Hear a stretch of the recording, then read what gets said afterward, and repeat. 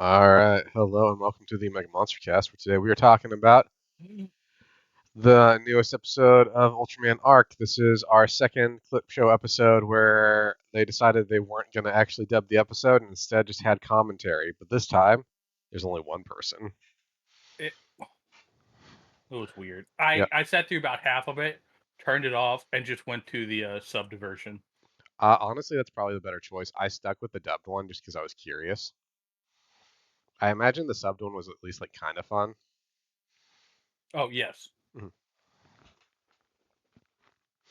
Also, I like, got to actually appreciate the new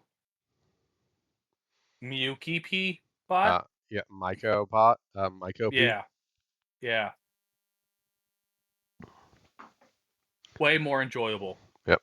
Anyway, I'm Nick. With me is Josh, and we're going to talk Hello, about this episode. So it's always hard to talk about clip show episodes. Um, because we've already talked about it. well, and we've had this is the third one for this season right now. We've had Third one and the worst one.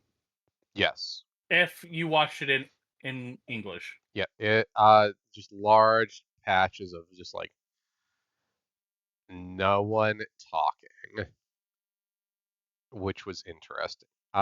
Again, God, it was a it choice. so there's a version of this out there. There has to be. There's a version of this where they decided to bring two people on, not in this universe, but somewhere, where they were like, yeah, that first episode, we had two people on, let's do that again.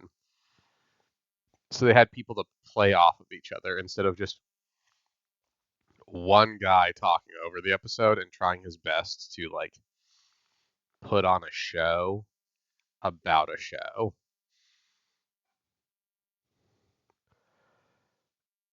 It was.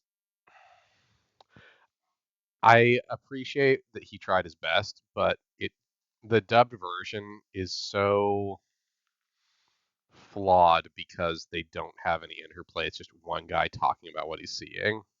There's Yeah, like a couple of fun moments in it, but one it's just one episode of one guy talking. yeah. No, the tiny story that is in this is better. Just put on the sub, read the episode, and you're golden.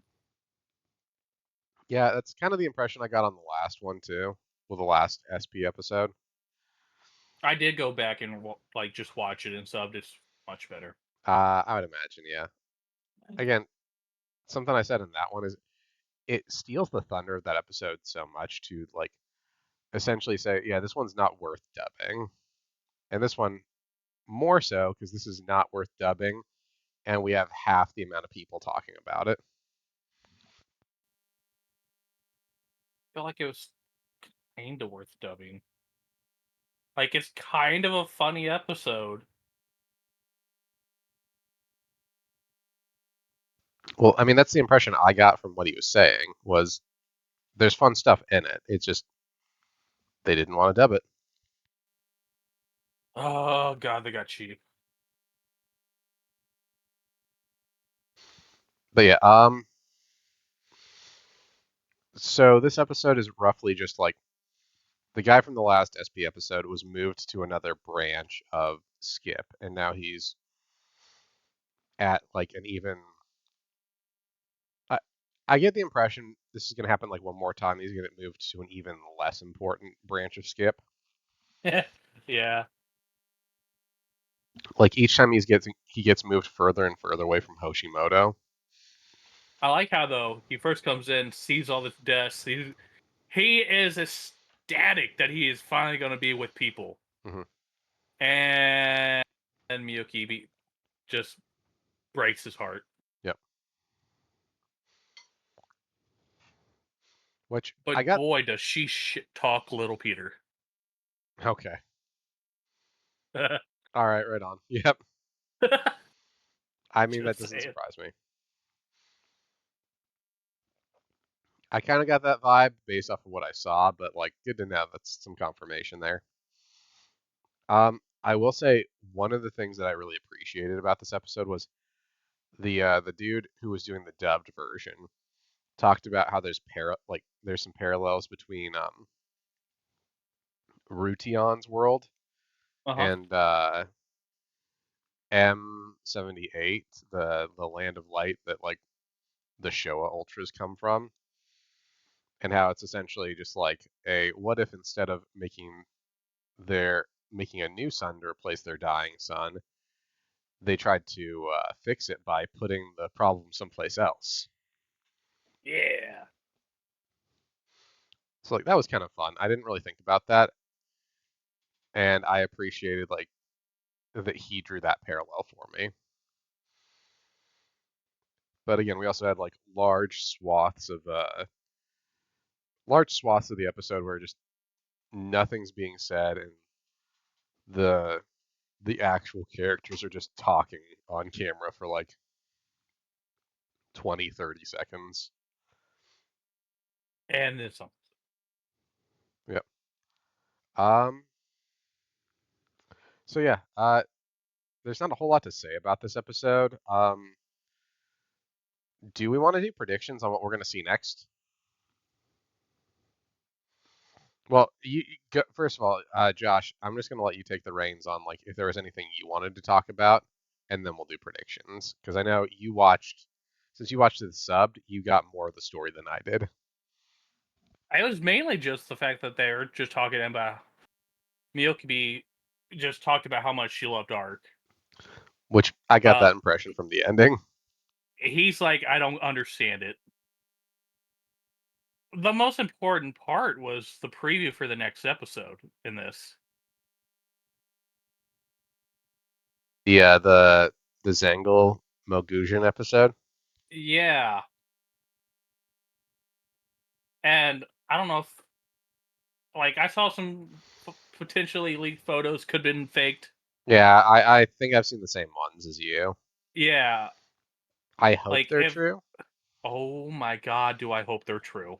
Uh, it wouldn't be weird. Actually, Blazar's the first series that didn't have a crossover in a hot minute. So it wouldn't be crazy. It wouldn't be crazy to have that play into this season.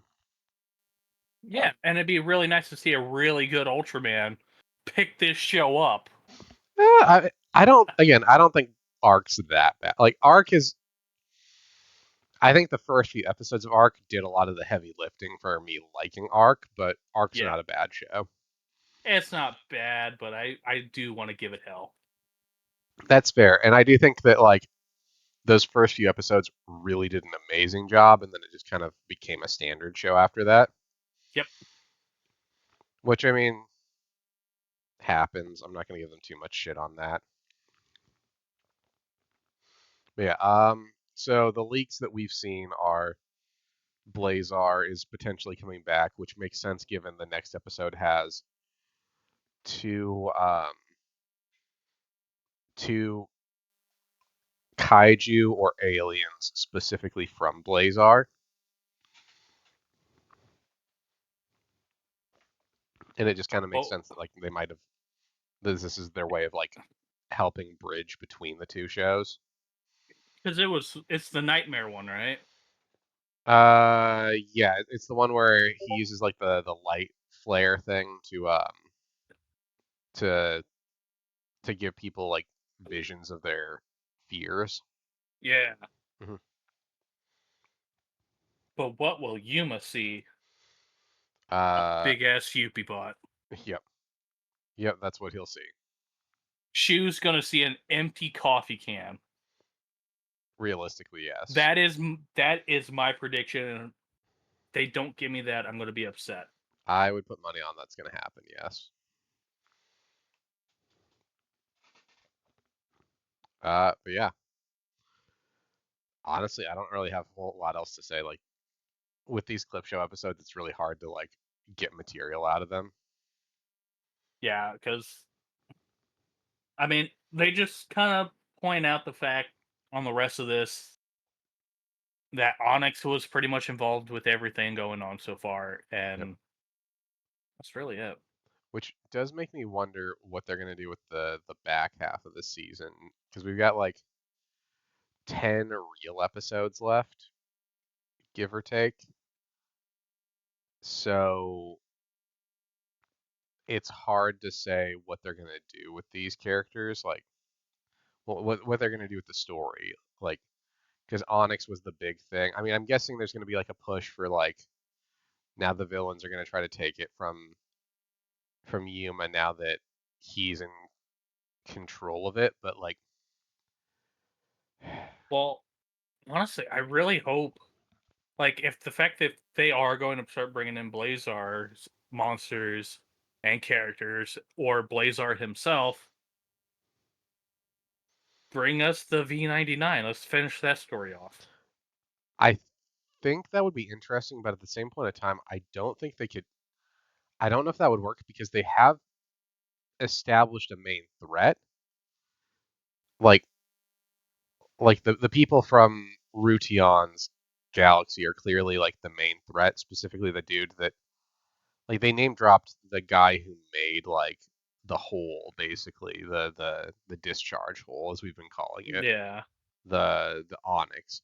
Like he's got to be the big threat of the season. I feel like so. My question is, how are they going to get from where we're at right now to him being the main threat? He's been V99 the whole time. Yes, but I also feel like that would cheapen Blazar a little. It probably would. hmm Um, but yeah, unless we have any final thoughts, I think we can just call this one. Please, please, Ultraman, bring us back the Oonga Boongas. Oh, he's gonna come back sooner or later. I would put money on it. I don't want to have to wait to December to get my Oonga Boonga. Uh, I still think that's a miscalculation. I think we'll get it in like maybe early November, I hope. unless like they were really lowballing what they thought was gonna sell, and it's selling a lot better. In which case, hey, that's not a bad thing either. That I hope so too, yeah. Yep. Anyway, tune in next time. Bye bye. Bye.